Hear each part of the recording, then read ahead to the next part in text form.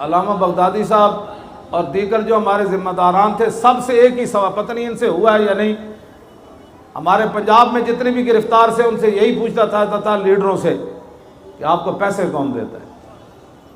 یہی تو سوال ہے، اور تو ہمارا یہ تو جرم، یہی جرم تھا سب کا۔ مجھ سے بھی علیحدہ کر کے لے جاتے اس طرح خفیہ خانوں میں، جی آپ سے کچھ بندے ملاقات کرنے ہیں، میں ہاں جی کہتے ہیں آپ ہمارے ساتھ تعاون فرمائیں، آپ کو پیسے کون دیتا ہے؟ میں نے کہا آپ بتائیں ہمیں کون دیتا ہے، آپ بتائیں کون دیتا ہے، آپ بتائیں، میرے فون پر تو ٹیپیں آپ نے لگائی ہوئی ہیں، آپ بتائیں کون دیتا ہے؟ کہتا ہے ہمیں مل ہی نہیں نہ رہا، آپ تعاون فرمائیں۔ تو میں نے کہا اللہ کے بندو، جن کا کام ہے وہ جانے، ان کا کام جانے۔ خادم کا کام ہوتا ہے صرف خدمت کرنا، پہرے دار کا معنی ہوتا ہے صرف پہرا دینا، نوکر کا کام ہوتا ہے نوکری کرنا۔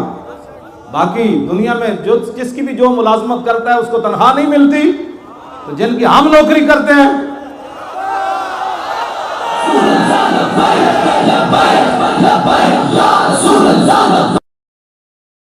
ایسے بھائی نہیں، زور لگاؤ زور لگاؤ۔ تاجدار ختم نبوت زندہ باد، ایتھو سینے جو آواز کرنی، اور تاجدار ختم نبوت،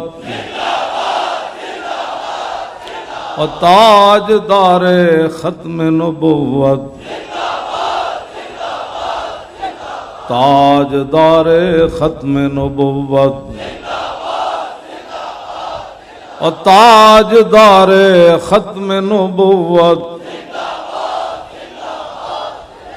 آپ تصور کریں بھائی، حضرت ابو دجانہ ٹوٹی ہوئی ٹانگ کے ساتھ اب مسلمہ کذاب کے قلعے پر کیسے چڑھ رہے تھے، برا بن عازب ڈھال کے اوپر بیٹھ کر اندر چھلانگ کیسے لگا رہے تھے حضور کی ختم نبوت کی حفاظت کے لیے، پھر یہاں سے سینے سے آواز نکلے گی، ایسے نہیں نکلتی۔ تصور کریں صحابہ ہزاروں کی تعداد میں نعرے لگاتے ہوئے جنگ یمامہ کی طرف کیسے جا رہے تھے، بوڑھے بھی جا رہے تھے، جوان بھی جا رہے تھے، بدری بھی جا رہے تھے، نابینے بھی جا رہے تھے۔ وہ تصور سے نعرہ، ہم تو خالی نعرہ لگا رہے ہیں نا ادھر اب ٹھنڈی ہواؤں میں بیٹھ کر، ان کو پتا تھا صبح ہمارا کن سے مقابلہ ہونے والا ہے۔ اور تاجدار ختم نبوت،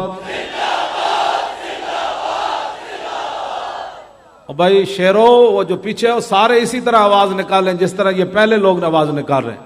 یہ آواز بچا کر کس کے لیے رکھنی ہے آپ نے؟ اور تاجدار ختم نبوت،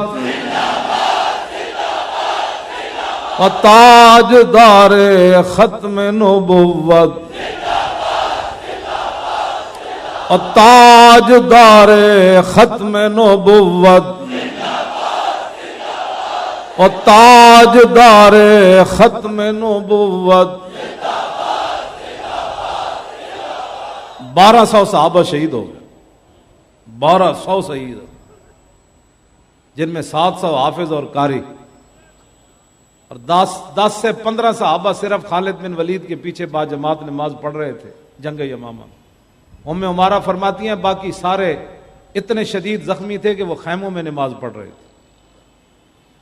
تو آپ صرف نعرہ لگانے میں ایک دوسرے کے منہ کی طرف دیکھتے ہیں، یہ ایسے نہیں دین تخت پر آئے گا، اس کے لیے تو قربانیاں چاہیے۔ کبھی بدر، کبھی احد، کبھی خندق، کبھی حنین۔ بدر سے بڑھ کر زیادہ خوفناک منظر احد میں ہوا، پھر احد سے بڑھ کر پھر خندق میں ہوا، وہاں تو روٹی کا مسئلہ بن گیا، پیٹ پر پتھر باندھ لیے صحابہ نے، ٹھنڈی ہوا چل رہی، 25,000 کا لشکر آ گیا۔ علیکم بسنتی و سنت الخلفاء، یہ ہے سنت مصطفیٰ۔ جب عمر بن عبد ود گھوڑا ادھر لے آیا نا، خندق عبور کر کے آ گیا، یہ ہے جی سنت، تو حضور پھر خود تلوار پکڑ کر پہرے کے لیے کھڑے ہو گئے۔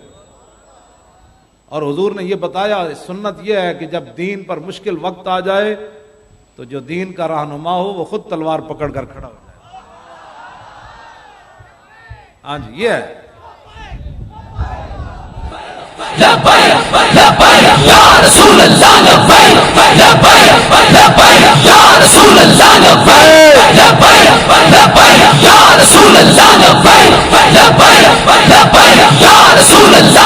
ہاں زور کی بھی قضا ہوئی ہے، عصر کی بھی قضا ہوئی ہے، مغرب کی بھی قضا ہوئی ہے، اور پھر عشاء حضور نے صبح آخری ٹائم جا کر پڑھی۔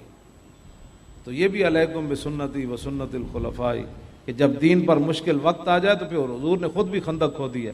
اور یہ تو پڑھ کر میں ویسے بھی روتا ہوں رات کو کہ حضرت انس بن مالک کہتے ہیں حضور نے خندق کھودی بھی ہے اور پھر مٹی بھی اپنے پشت مبارک پر اٹھائی ہے.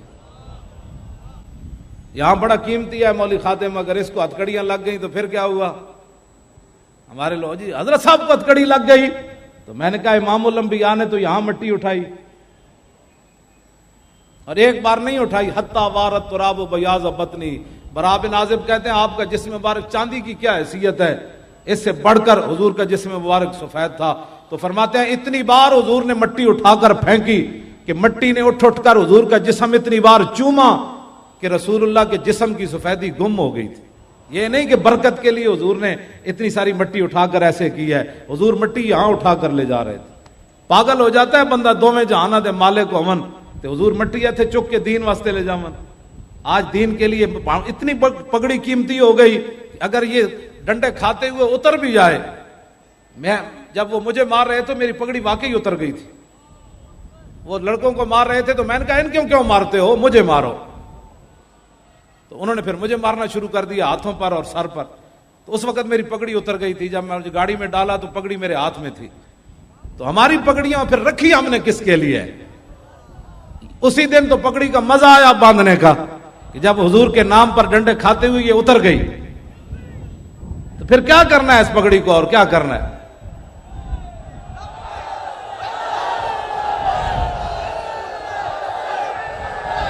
رسول اللہ لبیک لبیک لبیک یا رسول اللہ لبیک لبیک لبیک یا رسول اللہ لبیک لبیک لبیک یا رسول اللہ لبیک لبیک لبیک یا رسول اللہ لبیک لبیک لبیک یا رسول اللہ. یہ کوئی ایسی باتیں نہیں ہیں ہم نے کیا کیا، کچھ بھی نہیں کیا، ہم سے مراد آپ سارے ہیں، کچھ بھی نہیں کیا. دانت تو میرے نہیں ٹوٹے، اگر یہ ٹوٹ جاتے تو پھر یہ بھی سلامت ہے اور یہ بھی حضور کے لیے رکھے ہوئے ہیں. میں ان کی صفائی اسی نیت سے کرتا ہوں، کبھی موقع آیا تو یہ بھی پیش کر دیں گے. ہاں میں دانتوں کو بیماری اس لیے نہیں لگنے دے رہا، بہت مکمل صفائی رکھتا ہوں اپنے دانتوں کی. اور دانتوں کی صفائی مسواک کی ہے. میں نے کبھی پیسٹ استعمال نہیں کی. بالکل میرے دانت سارے سلامت ہیں، ان کو کوئی کیڑا مکوڑا نہیں لگا ہوا.